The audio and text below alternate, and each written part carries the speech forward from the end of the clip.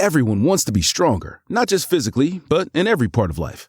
But between confusing workout advice, complicated equipment, and trying to figure out nutrition, where does anyone even start?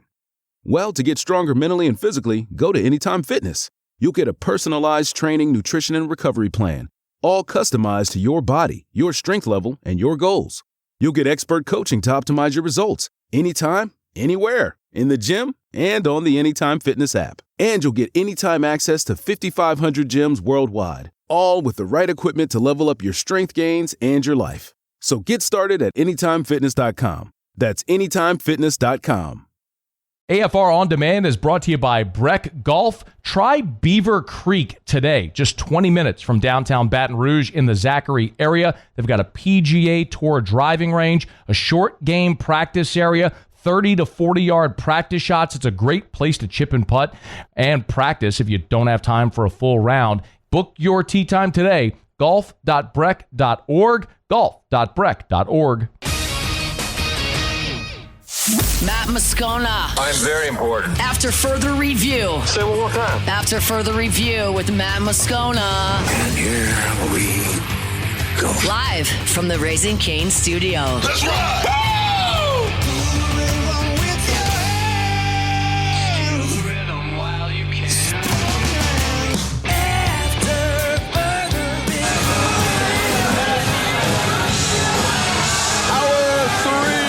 Off we go. Welcome aboard. Glad you're with us. It's AFR presented by Don Juan Cigar Bar. We are live from Music City on Broadway. Friends in low places. LSU-Vanderbilt tomorrow in Nashville. Tigers find themselves as an unusual 2.5-point underdog against Vanderbilt, but vibes here are immaculate. And you know what you do when you want to win? You bring champions with you on the show. Our celebrity guest pickers, LSU gymnast Lexi Zeiss, Kaylin Chio, courtesy of Our Lady of the Lake Championship Health Partner of LSU Athletics. Everybody clap it up! Let's go, clap it up! Give it up, Tigers! All right. Let me see the ring. Oh, you both got them. Let's go. Will it fit my pinky? I gotta wear it. Here. So this is the SEC ring? Yeah. All right. How does it look? It looks great. I got my bling. It's They say amazing. never trust a guy who wears a pinky ring, right? Is that what that's supposed to say? Isn't that how the saying goes? I don't know. Thank you both for being here. You're welcome. What is this? So you're all here as NIL partner athletes with Our Lady of the Lake. I'm going to sit somewhere more like head levels. I'm like towering over y'all. Okay. What's this experience like having an NIL opportunity with Our Lady of the Lake? Kaylin, you can start. It's amazing. I mean, Our Lady of the Lake does so much for us. LSU Athletics, LSU partner with us. They take care of us. They welcome us with open arms. I don't think they've done anything ever bad. They've always been so supportive, and it's just like amazing just to have them by our side through everything. Yeah, Lexi? Yeah, I think just like we build our brand, especially at LSU, and Our Lady of the Lake takes care of us to be able to compete and do our gymnastics and do it well and make our bodies feel good. But it's just an honor to have this opportunity to be here in Nashville with Our Lady of the Lake. How about, so you all have been taking photos and signing autographs. Which you come to something like this, you take it all in. What is this like, this whole day being here been like for y'all? It's crazy. There's so many LSU fans. They travel as a pack, and they do it for gymnastics too. Obviously, it's a little bit different for football, but it's super exciting to be here and have so many people just love LSU like we do. Yeah. Kaylin? Yeah, I mean, Lexi and I went to just walk down Broadway this morning, and I think it's just like so cool to just see a different city, something that we're not used to, and just to kind of experience that and experience LSU representing them and representing us, and just seeing everyone out everywhere, and like just knowing that like it's not just like us representing LSU. There's so many people who come and travel for these things. Have either of you competed in Nashville before? No. So, like, well, Vanderbilt doesn't have a team, right? That's why. So, and you haven't had an SEC meet because the SEC meets have been in New Orleans. That's right. So, would you like to compete here? I feel like there'd be a lot of people that would come, so maybe. thought before we get to our picks. Give me a thought on what the season's going to be like for you guys. Obviously, making it to the, falling just short of the finals a year ago. We were talking a little bit last night. It feels like a little bit of a redemption tour for you all, but how's it going so far? It's going great. The team is looking great. You know, it's just October. We go in the gym, we grind every day. It's not easy at all, but I think we just know what we need to do to get there, and we're going to take it one step at a time. I feel like we've also worked a lot as a team to be a team. Like, it's important to work hard in the gym, but it's important to work on relationships outside the gym. So I think we put a lot of effort into that already. And it's showing inside the gym because we're absolutely killing it, especially for October. Season's almost here. The LSU football Tigers, though, have business to take care of on Saturday here in Nashville. Kaylin Chio and Lexi Seitz are here with us, LSU gymnasts. They're our guest pickers. So you have the honor now of picking winners in 10 games. Hit the music, Muse, if you would. So no point spreads. We're just picking winners. Okay. Now, Lexi is from Omaha, Nebraska. Kaylin is from Las Vegas, and her boyfriend attends Southern Cal, as I learned. Yes. So we might have some extreme bias in a couple of these games. We'll see how it all plays out, however. Let's start with the game tonight. You're Cornhuskers. You grew up a Cornhusker, yeah? Oh, yeah, I still am. They are, I grew up there. I grew up at the stadium, and my parents have an ambulance that's decked out in Nebraska, so I'm a hardcore Nebraska fan. What happens if Nebraska and LSU play in football? I don't know. What do you mean you don't know? I don't know. What would I do? You were born into Nebraska. Yeah. You chose LSU. Yeah, I know. I don't know what I would do. You choose what you chose. Then maybe LSU? I'll My dad tell will be you so what. sad. He's watching and he's going to be like, what? I'm gonna tell you what, Lexi. Let me find out LSU and Nebraska playing a sport, and you're wearing red. Tell you what, man. All right, Nebraska this is tonight. Nebraska is at Minnesota. Yeah. Lexi, you get the honors. Who do you got? Go Big Red. Go Big Red. I'll agree. Go Big Red for her. Matt Rule. This week, very distracting week with the Penn State rumors. However, I do think Nebraska, better team, better quarterback, even on the road. I'll side with you all like the Cornhuskers. Yeah. Big one tomorrow. Georgia Tech is at Duke. Georgia Tech, this is one of those unranked, favored over ranked. Duke is a 2.5-point favorite over Georgia Tech. Lexi. I'm going to say Georgia Tech just because they're rated a little bit higher, but Duke will give them a good fight. I agree. I think Georgia Tech as well. I think they're both really good teams, but I think at the end of the day, it's just going to be who's going to have the better night. All right. For me, it's an auto play when you have an unranked favorite over a ranked team. So Duke unranked favorite over Georgia Tech. I'm going Duke. Oklahoma at South Carolina. John Mateer, the hand injury. They got their first loss last week against Texas. Oklahoma at South Carolina. Oklahoma. All right, we're all going Sooners. Why? Just because South Carolina's not any good? Yeah, and my best friend goes to Oklahoma, so I'll choose them for that reason too.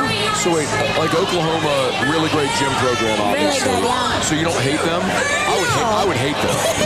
You I do don't really hate them. hate anyone in gymnastics. Why not? You just are friends with everyone.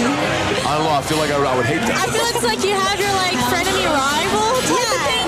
Where I don't feel like there's no hatred. Yeah, I don't know. So you mean to tell me, all right, it's like, it's nationals, you're down to the four on the floor, and it's like there's one competitor is doing a beam routine, and if she scores a 987 or higher, they win the national championship and you don't. You're like fired up for her? I'm not fired up, but I don't hate them. I'd be sitting like, fall. No, we want to beat them at their best. That's called sportsmanship, though. I don't care. I want to win. You want to beat them at their best. All right, if they ain't their best, then we win. Fall. All right, Texas Tech at Arizona State. Lexi. Texas Tech, because Arizona State's quarterback isn't starting, right? Oh, he's back. He's back this week, yeah. Okay, well, I'm still going to go Texas Tech. Okay. I'll go Arizona State if he's back. Kayla dropping a hammer. I'm going to stick with Texas Tech. Even though this is in Tempe, I'm still going to stick with Texas Tech. Tennessee at Bama. Is anybody picking Bama? I'm picking Bama. I'm not. I'm staying with Tennessee.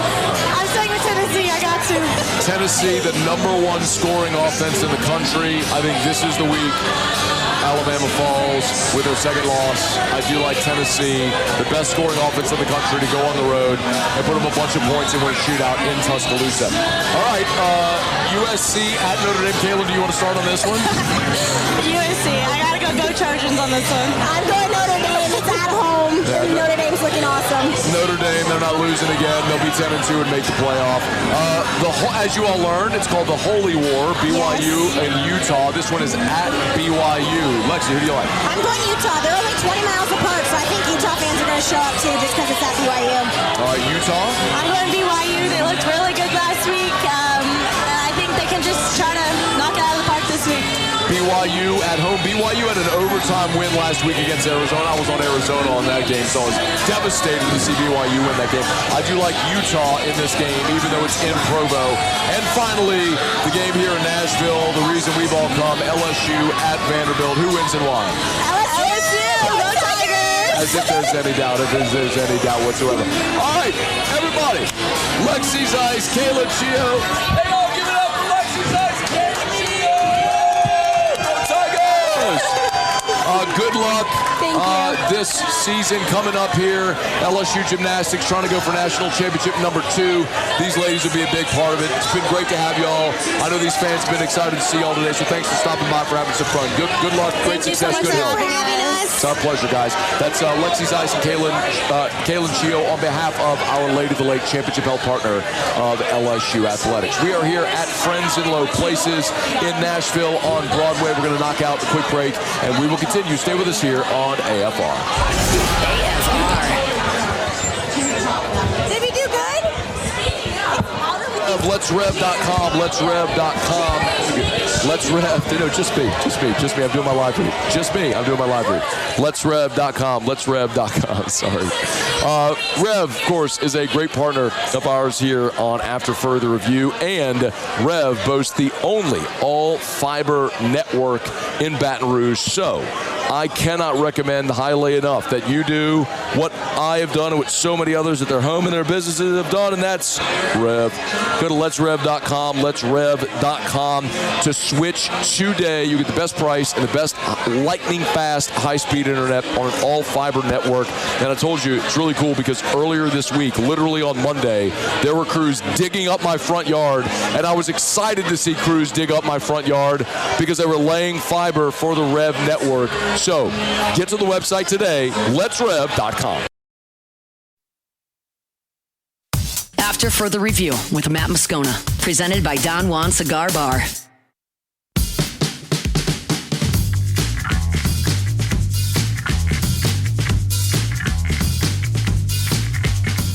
I think they do a really good job from a play design, creating opportunities in their pass game. And then there's that second element of the play that Caleb has always done such a phenomenal job of. He was certainly through his college career, it was the highlight reels that you saw, and he's continuing to do it in the NFL. And so, we got to do an excellent job with pursuit, continue to rush the passer, match the coverage, and play the scramble drill for an extended period of time because he's going to make some plays because of it. And so we got to do an excellent job. Just because you're close on the initial play in the pocket, you still got to keep pursuing him because he's going to extend it.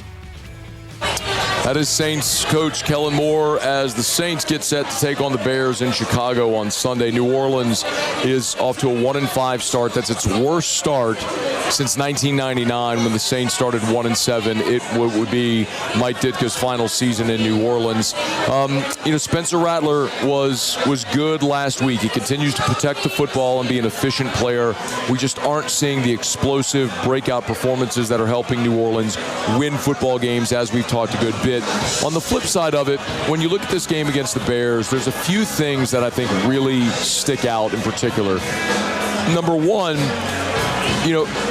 Chicago hired the coach that everybody wanted. They got Ben Johnson, the offensive coordinator from Detroit.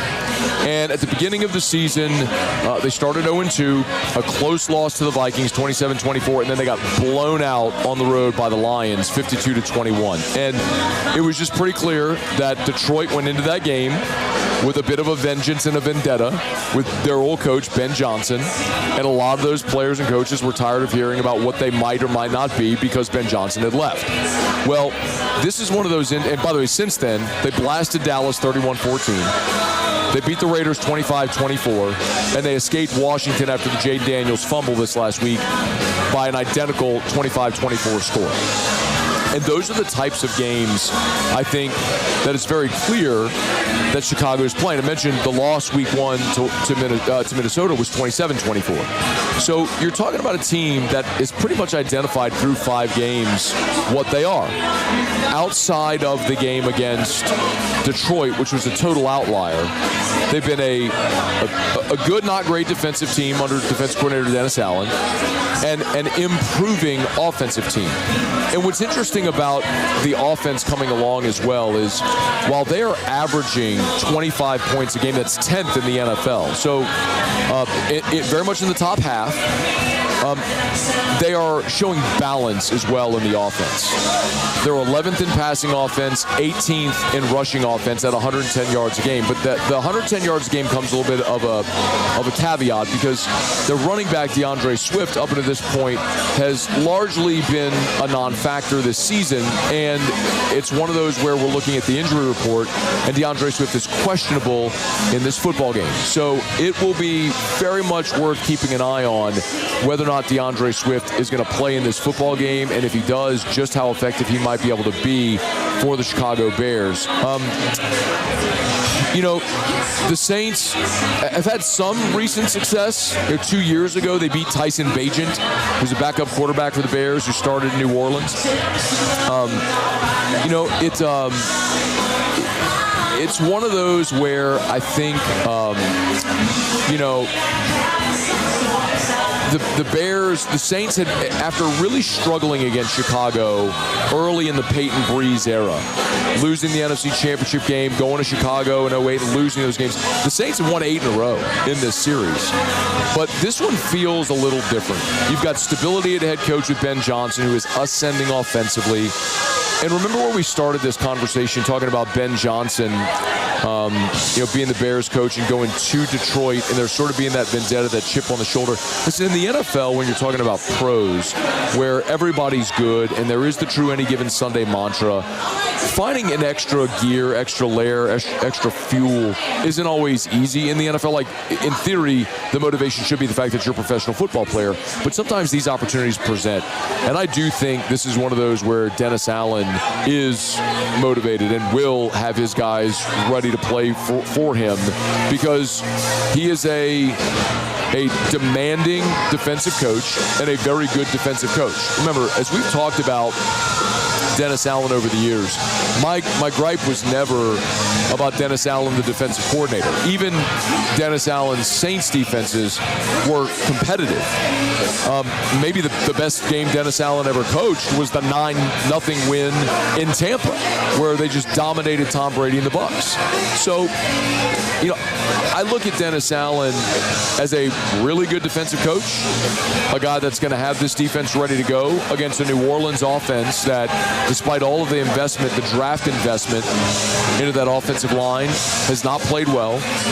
A quarterback in Spencer Rattler who has played very consistent football, efficient football, but not explosive football, and athletes on the offensive side that aren't helping Spencer Rattler elevate. I don't know that this is the situation on the road against a streaking, confident team when you're 1-5. I don't know that this is the situation where I'm necessarily anticipating New Orleans going on the road and getting a win. We've also seen New Orleans play 2 road games this year, at Seattle, at Buffalo, and they lost by double digits in both. Now, the Buffalo game is a little bit of an asterisk, but I think that's all because the Saints had an opportunity with a pass into the end zone in the fourth quarter, down 2 to take a lead, but they ended up losing by 12. You gave up 31 and lost by 12, and we're talking about that being a close game, which I think is sort of an illustration of the challenges this New Orleans Saints team has and really what our expectations are of this Saints team. So I do think this is a game where Chicago wins wins at home. I think it's a very comparable game to the ones the Bears have played already, a 20s type game. And I think it's a 25-20 Chicago win Sunday at Soldier Field. The Saints fall to 1-6. And you start to look and say, okay, well, where is the next win, and what is the possibility or probability of maybe seeing Tyler Shuck? Again, I am not suggesting that the Saints need to hurry up and bench Spencer Rattler. I'm not saying that the struggles they've had are Spencer Rattler's fault entirely. But your open day, your bye doesn't come until week 11. So maybe it's a situation where you ride with Rattler against Chicago, and then for the next 3 against Tampa, at the Rams, at the Panthers. And if you're sitting there at that point at 1-10, then maybe at that point, or 1-9, excuse me, then maybe at that point you go to Shuck coming out of the bye and you let him start the remainder of the season. But if Spencer Rattler wants to keep this job, this is the spot where you feel like you got to turn it around. You got to be more competitive on the road, and you got to find a way to win a road football game, because 3 of your next 4 are on the road. Mention you're at Chicago, you're home against Tampa, who's awesome right now, clearly the best team in the division. Then you're at the Rams, at the Panthers.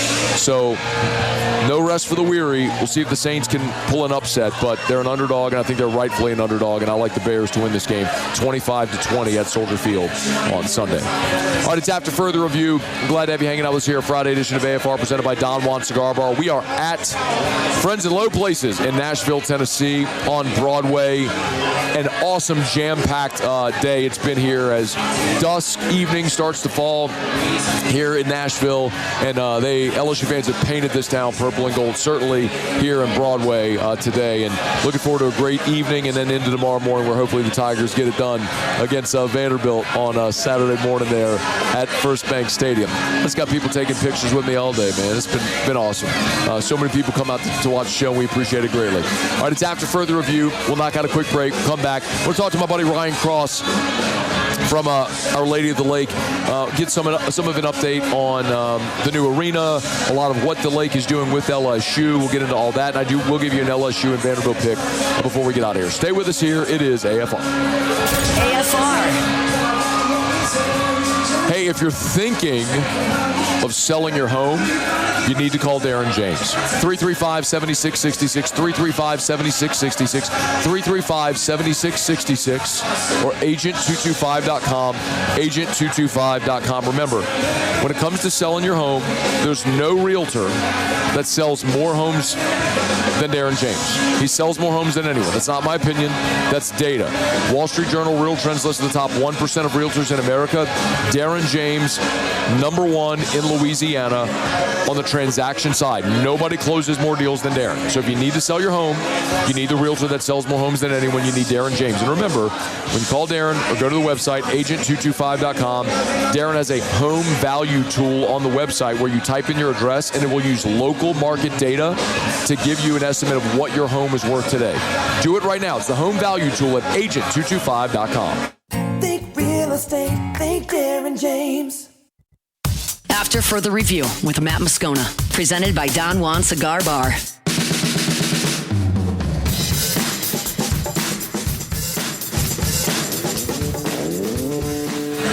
All right, we roll along here from Friends in Low Places on Broadway in Nashville. What a day it's been. Of course, courtesy of our friends at Our Lady of the Lake, Championship Health Partner of LSU Athletics and Veteran Security Systems. And very, very pleased to have my buddy Ryan Cross from the Franciscan Missionaries of Our Lady Health System joining us on site. One of the reasons that we're able to make this trip happen. How are you, man? Great to see you. Glad to be here. Why is it so important for FMOL, and in particular Our Lady of the Lake, to have this deep relationship with LSU? Look, when you take exceptional higher education and exceptional healthcare and blend those two together, whether it's economic investment, whether it's improving the health trajectory of the state of Louisiana, incredible things can happen. LSU and Our Lady of the Lake have been working together for almost 15 years since Hurricane Katrina to train the next generation of doctors, invest in research and medical innovation, and take care of our communities across Louisiana. And we're just getting started. Yeah. You know, I think everybody certainly in Greater Baton Rouge, and then you look at at the footprint of the entire health system, has felt the impact of the lake and of FMOL in some form in their life. That's right. You know, for the sake of this conversation when we're here today, it's always interesting to me how deeply interwoven OLOL and LSU are. Like we mentioned, we had Kaylin Shio and Lexi Zeiss here. You all have taken a big step in doing NIL deals with LSU athletes, which is we've all seen the Garrett Nussmeier commercials. Why was that important for Our Lady of the Lake?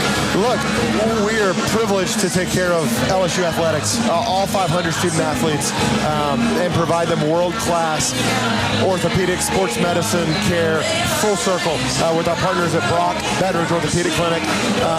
And to be able to tell that story to both the state of Louisiana, the Baton Rouge community, the broader SEC, and the entire country is an incredible opportunity.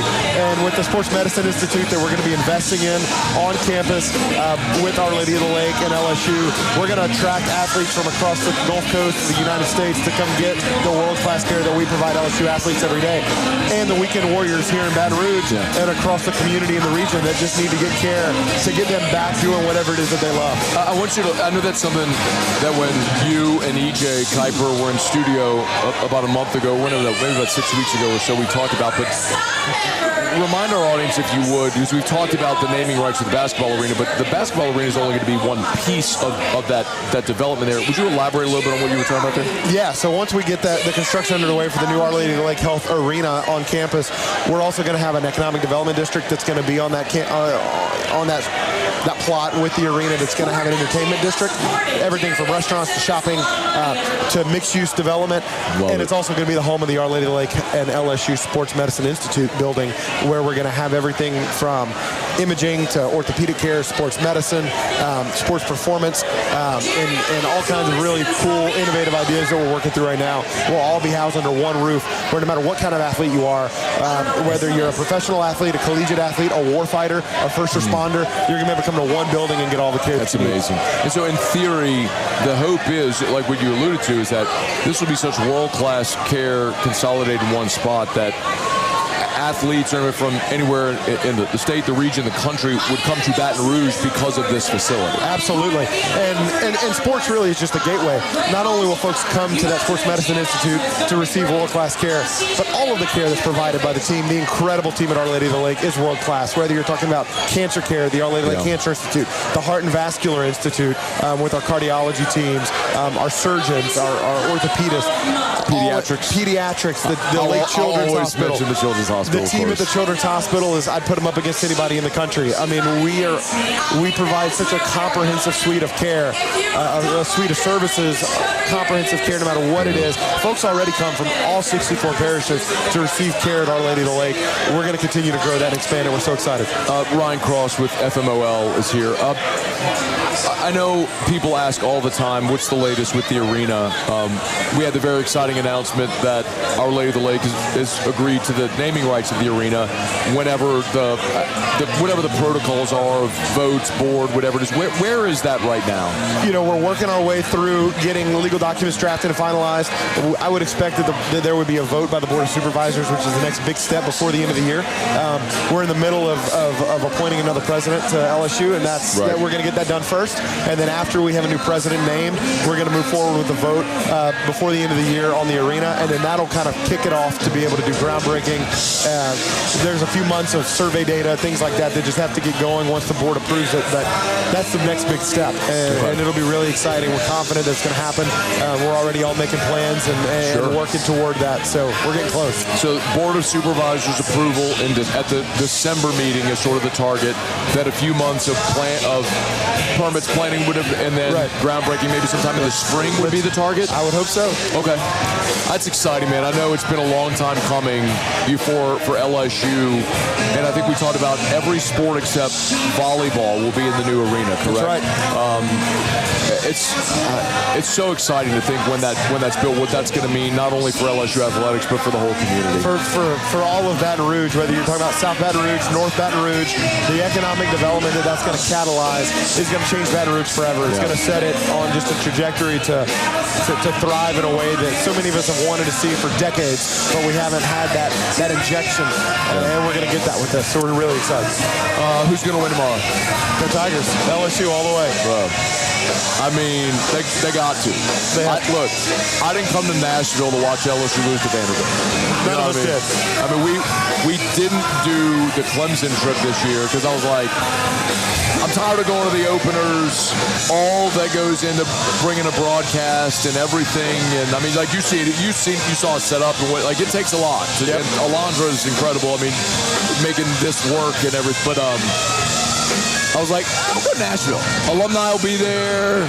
Beautiful town, fun trip. LSU-Vandy, nothing to it. Like, I ain't come here to watch them lose, dog. And if walking down Broadway is any sign, the purple and gold that we're seeing outside right now, we're going to show up well. Yeah. And the Tigers are going to bring it. So Chris Lee, who covers Vanderbilt, has for years, came here on site with us in hour one. Chris texted me earlier this week, and he's like, is LSU going to bring a lot of people? Kind of sounds like some of the scuttle that maybe they're not expected to travel too well. And so I started to think, like, is there just a little apprehension, whatever? Today, I'm like, Dude, vibe check, immaculate. Everybody's excited. It's going to be fantastic. LSU's undefeated, ranked number 1 in the country, blowing everybody out by 46 if you were around here today. I mean, that's how it feels. And that's what we need to see tomorrow is Tigers play really well and go get a win. Ryan Cross, thank you, man. We appreciate it. Glad to be here. Thanks for everything y'all do. And by the way, we did not call each other before. We're wearing like literally the exact same shirt today, but always proud to wear the Our Lady of the Lake logo on my chest. Of course, as an LSU alum, LSU and Our Lady of the Lake, as they say, together we will. Appreciate you, man.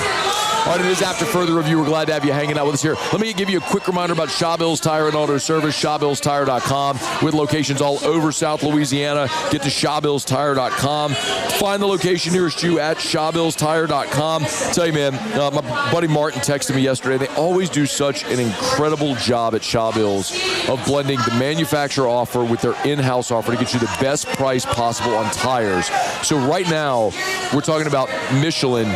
You can get up to $278 off a set of Michelin tires. It's two $80 mail-in rebates that are stackable, plus $118 free installation when you use your Shawbills credit card. We're talking about $278 off a set of Michelin over at Shawbills Tire and Auto Service. That's only good, though, through Halloween. So get on by Shawbills. ShawBillsTire.com, ShawBillsTire.com, Shawbills, where we keep you rolling. All right, y'all, it is After Further Review. We're glad to have you hanging out with us here. We got one segment to go from Friends in Low Places here on Broadway in Nashville. Tigers getting ready for the Commodores. The only thing left for me to do is give you my final preview and prediction on Saturday's game. So we'll do that when we come back to wrap up a busy Football Friday edition of AFR presented by Don Juan Cigar Bar. We're in Nashville, courtesy of Our Lady of the Lake and Veteran Security Services. Stay with us here. It is AFR. AFR. Man, I love telling you about our friends over at Gordon McKernan Injury Attorneys. Get Gordon and get it done. It's Gordon McKernan Injury Attorneys. Of course, you can get to the website, getgordon.com, getgordon.com. You can always see testimonials at getgordon.com. The many different people at Gordon and his team all over the state of Louisiana have been able to help. Whether you've been injured in an auto accident, a big truck accident, if it's a maritime accident, or any type of accident that's not your fault. If you've been injured, Gordon and his team will go to work for you to get you what you deserve to get your life back to normal. So go to getgordon.com, getgordon.com, getgordon.com. The website's an awesome resource. You can see client testimonials. All the contact information is there. You can see the types of cases that they handle at the website as well. And there's a link there for Gordon Gives, which is the charitable arm of Gordon McKernan Injury Attorneys. Gordon is so charitable and gives back in so many ways to the communities that have given so much to him and his family, as he often says. So you've been injured in an accident. You know what to do. Go to getgordon.com. Get Gordon and get it done. After Further Review with Matt Moscona, presented by Don Juan Cigar Bar. Down the stretch we come. Final segment here on a Football Friday edition of AFR. We are presented by Don Juan Cigar Bar. We are here at Friends in Low Places in Nashville on Broadway. What an awesome spot. What a great day this has been.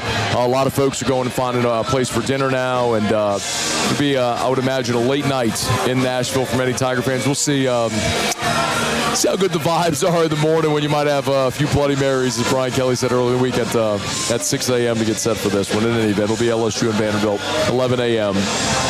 From First Bank Stadium in Nashville. As we inch closer to kickoff, the story that I think we got to be watching the closest is Whit Weeks and Bernard Gooden and their availability. All week, Bernard Gooden has been listed as doubtful. Whit Weeks, when Brian Kelly met with reporters on Thursday, was questionable. I shared with you as we started the show today, after I saw Whit Weeks in a walking boot a day ago, started to ask around, and it certainly seems like he is more doubtful. It's almost, I hesitate to say a certainty that he won't play, but I think it is more likely that he will not play against Vanderbilt. So you're talking about not having Whit Weeks, not having Bernard Gooden, not having Gabe Relaford, and what that might mean for LSU defensively against a Vanderbilt team that's top 20 in the country in rushing offense. You know, Brian Kelly, when he met with reporters, on Thursday, was talking a little bit about this Vanderbilt offense. And Muse, I'm not sure which one it is, but he was effectively saying that facing this Vanderbilt offense is kind of like, oh, there it is. It's number 3, please. He made a comp to facing Navy. Give a listen.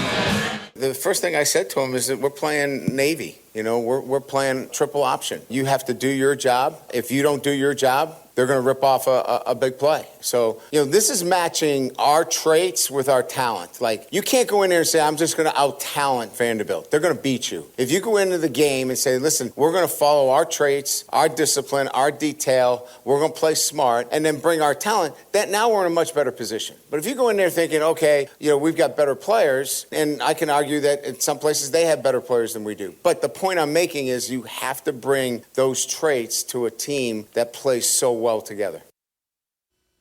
I look at this game, and hearing Brian Kelly make the comp of Vanderbilt to Navy actually was really encouraging for me.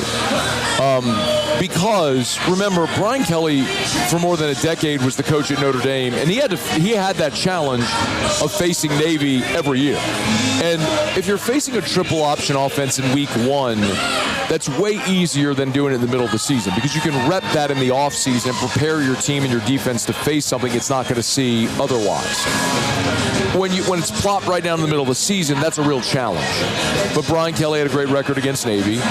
And last year, when you think about the LSU defense, which was objectively not as good as this year's defense, either in talent, productivity, any of that stuff, that LSU defense in Tiger Stadium, but executed the game plan almost flawlessly against this Vanderbilt offense. And it's the same offense with Diego Pavia, Tim Beck as the coordinator, and what they're trying to do. And LSU won that game 24-17. And the things that Brian Kelly has talked about, controlling first and second down to put Vanderbilt in third and long, was the ticket. That's what LSU was able to do a year ago. Vanderbilt in that game in Tiger Stadium was just 2 of 10 on third down. This year, Vanderbilt is converting nearly 60%. They're at 58% on third down. That's number 2 in the country. So Vanderbilt, what they do offensively is pretty clear. They are really effective, averaging 7.1 yards per carry at getting into third and short. And so what happens is they're able to extend drives, possess the football, keep the opponent's defense on the field. How do you stop that? You're disciplined on first and second down. You force them into third and long to where they have to throw, and then Blake Baker can dial up his pressure. Like, that's it. I mean, that's what you do to Vanderbilt. It's easier said than done, though. That's the challenge. Vanderbilt on the season is 5-1, just like LSU. They are coming off an open date where they had suffered their first loss of the season to Alabama, had an open date, now are facing LSU. But this is a Vanderbilt team that is averaging 43 points a game, and they are 36 in scoring defense at 19 points per game. So you're talking about a team that's been balanced, but they scored 45 against Charleston Southern. They scored 44 against Virginia Tech. They scored 31 at South Carolina when Sellers wasn't playing in the second half. They put up 70 on Georgia State, 55 on Utah State, and then they went on the road and played Alabama and scored 14. Now, we know they had red zone turnovers in that game. So sometimes a result can look differently, as we saw last week with LSU and South Carolina, when you don't protect the football. And that's what's happened that's what happened with Vanderbilt against Alabama. Diego Pavia fumbled inside the 10. He threw an interception in the red zone. Those two scoring opportunities that would have made that either a one-score game or had Vanderbilt in the lead. And, of course, the final margin, because it was 23-14, it was a 9-point game. And then Jam Miller ripped off the long run as they were running out the clock to make it 30-14. But it was a closer ball game, certainly, than that. But Vanderbilt's red zone turnovers cost them, just like LSU's a week ago. They played a 20-10 game against South Carolina, but you fumbled at the 1. Nuss threw an interception at the goal line. He threw another interception at the 26-yard line. I mean, those are 3 scoring opportunities where if you convert those scoring opportunities, you probably win that game 34-37 to 10. You blow them out, and everybody's a very different feel. Offensively for LSU, I do think that this is a pretty, again, easy game to handicap and explain what the target is going to be, or the approach is going to be for LSU. You got to be balanced. There was on Brian Kelly's radio show, he discussed this on Thursday night.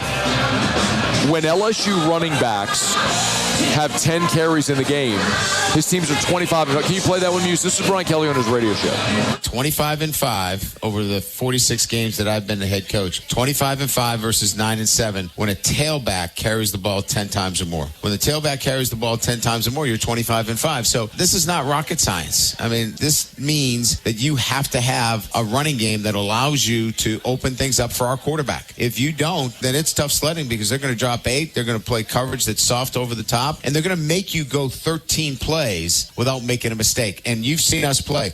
We're mistake prone, and we have to eliminate that. And so it starts with a really good running game, and it starts with the ability to get off the ball. So, Brian Kelly is telling you that statistic. That's not a media creation. That's not a fan asking a question. That's Brian Kelly knowing that data. You don't think he shared that number with Joe Sloan, that they're 25-5 when a running back carries the ball 10 times? Like, it is the answer to the test. It's something we talked about ad nauseum after the Ole Miss game because it was so stunning to see where LSU tailbacks had 2 carries in the first half. One was a draw on 3rd and 20. There were 2 instances the entire game where they handed the ball off where they had a running play on consecutive downs. There has to be at least a commitment to trying to run the football, to make a defense respect your opportunity to run the football, which will create opportunities in the back end for LSU in the passing game. Listen, I know that this is an LSU offense that candidly and frankly and honestly just hasn't been good. They were efficient in getting off to their 4-0 start. Nussmeier protected the football, and they did what they had to do to win the games with a quarterback that was limited, an offensive line that was young, and all those things. But you are at the halfway point of the season, and you are 84th in the country in scoring offense. You're averaging 26 points a game. And obviously that's offset by, or buoyed by, 56 points against Southeastern Louisiana. So whenever you look at games against FBS teams, your high water mark is 23 against Louisiana Tech. So you have got to prove that you can score before people are going to predict you to score. So I'm not going to predict LSU to go out and have this monster offensive day. Vanderbilt defensively, especially in their front seven, is good. On the back end, they're not. That is, Ty Simpson threw for 340 against them because Alabama showed a commitment to running the football. They won time of possession by a full quarter, by 15 minutes, and it created space for their talented receivers to get open, and Ty Simpson was efficient and threw the football, and that's how Alabama moved the football against Vanderbilt. That is the blueprint. It's exactly what you did a year ago to Vanderbilt. You won time of possession by a dozen minutes. You threw the football. You showed a commitment to balance. You possessed it. You kept Diego Pavia on the sideline. You kept them in third and long, which is why they only converted on 2 of 10. And you won that game 24-17. I think the blueprint and the way this game plays out are exactly the same. I know a lot of people are spooked by this point spread. I don't blame you. I mean, it's jarring to look and say Vanderbilt's favored against a top 10 team for the first time since 1977 or 78, whatever it is. First time they've been favored over LSU since 1948, whatever. Like, the bottom line is, a week ago, the look-ahead line was LSU 3 on the road, which means if that game was in Tiger Stadium, it would have been LSU by 7 or 8, probably. So, it is a road game, but your lack of scoring last week against South Carolina is why the line opened where it did, and it went up to 2.5. It snapped back down to 1.5, and I'll be interested to see what it does if we creep closer to kickoff. But ultimately, LSU's a better team. They're a more talented team. They have a great defense, and I think that defense travels. Even if they're down Weeks and Gooden, I think they're plenty good enough to keep this game in reach. And I think LSU's offense did start to find a commitment to running the football a week ago that will carry over this week, as you just heard from Brian Kelly with that 25-5 stat, and that will open up plays in the passing game for a healthier Garrett Nussmeier that allows LSU to win this game. I'm picking it the exact same score of a year ago. I think it's 24-17. I'm picking the identical score, but I think the Tigers do in fact get the win against Vanderbilt and sets up a massive showdown in Tiger Stadium next week, and I could not be more excited for it. Just like I've been excited to be here at Friends in Low Places in Nashville. What a great day that it's been. Huge shout out to Alondra Villarreal. It is not easy to set up all this to bring her show on remote, and she's like a one-man band who has done awesome and made sure that we're connected and multi-cameras and everything. So many, many thanks to Alondra on site. Moose and Cassie back in studio. Thanks to you all the fans, the listeners who've come by today. What a great day it's been. Go Tigers. Y'all have a great weekend. Thanks again, Our Lady of the Lake and Veteran Security Services. We'll see you Monday back in studio. After further review. Hey, look, if you are back in Baton Rouge and you need dinner plans tonight, get by Supper Club. Remember, it's always open seating at the bar. 14 bar stools, 7 bar tables. So even if you don't have a reservation, you can always pop on in, belly up to the bar, and have dinner there. Or maybe you're thinking about tomorrow, right? LSU plays at 11 a.m., so maybe you watch the Tigers play, you get some honeydews done in the afternoon, you freshen up, and you go to dinner at Supper Club on Saturday night. Remember, they're open from Tuesday to Saturday, so you can always get your reservation. Maybe it's not this weekend. Maybe it's another football weekend ahead. Or maybe you have a birthday or an anniversary. The bottom line is, Supper Club is like taking a piece of Las Vegas or L.A. or New York or Paris or London or Dubai. A world-class dining experience right there on Perkins Road in Baton Rouge. It is Brandon and Mackenzie Landry's gift to Baton Rouge. It's Supper Club. Get your reservation at supperclubbtr.com.